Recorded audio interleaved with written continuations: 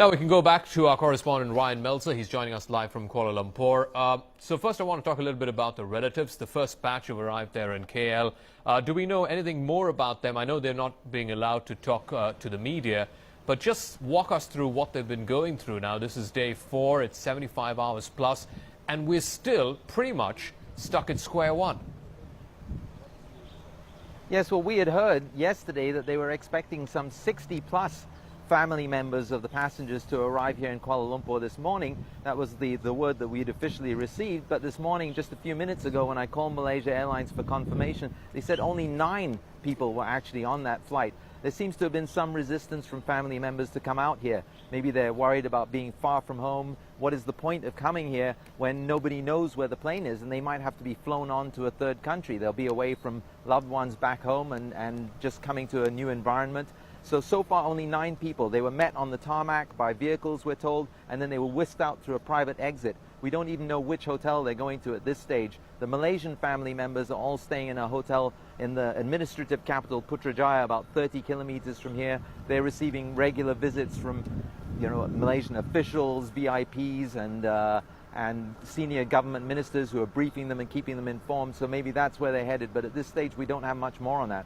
And about these 2 tickets that were purchased by men who were using stolen passports to travel on this flight, is it now becoming increasingly clear that, given the fact that they didn't even ask for this particular flight, they just happened to get this as the cheapest option, is it becoming increasingly clear that this is more maybe people who were looking for illegal migration, possible employment somewhere in Europe, and less likely as something more nefarious than that?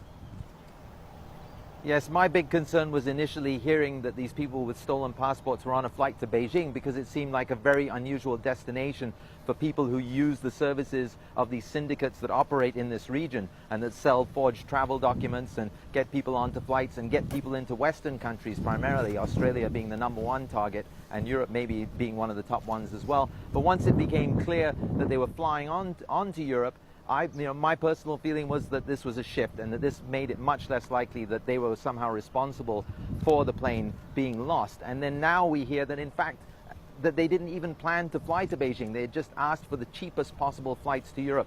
And I do think this strongly reinforces the idea that this was a fairly straightforward case, probably, of people smuggling, of illegal immigration, of people seeking asylum, something along those lines, and probably involving people from the Middle East. And very quickly, it's day 4 of the search effort. It's 75 hours plus, and we still don't have any confirmed evidence of any kind of debris found from the sea. There has been some criticism of the Malaysian government and the authorities who are involved in the search effort, most notably from the way of the Chinese government.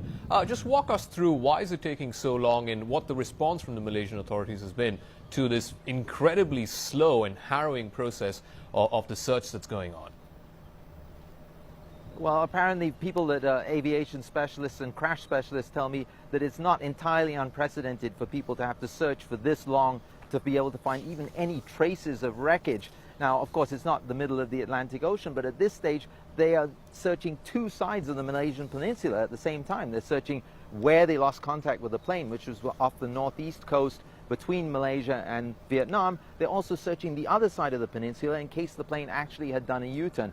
And we have to remember, yes, Malaysia's in charge of this operation, but this is a huge multinational operation now involving 10 countries and multiple vessels and aircraft. Loads of people with lots of experience are involved in this. So we have to assume that they're all pitching in their ideas and their expertise to try to find any signs of the debris, any signs of the plane, and that this isn't a case of incompetence on the Malaysians' part. All right, we'll leave it at that. We will be in touch with you, Rian, as this continuing search progresses. Some would say, at least from the relatives' point of view, at an incredibly slow pace, and also what a harrowing experience it is for them. Into day 4 now, 75 hours plus. Obviously, their concern is to try and find some kind of information, possibly some evidence of debris as to what happened to this plane, and maybe get some sense of closure as to what happened to their loved ones who were on board MH370.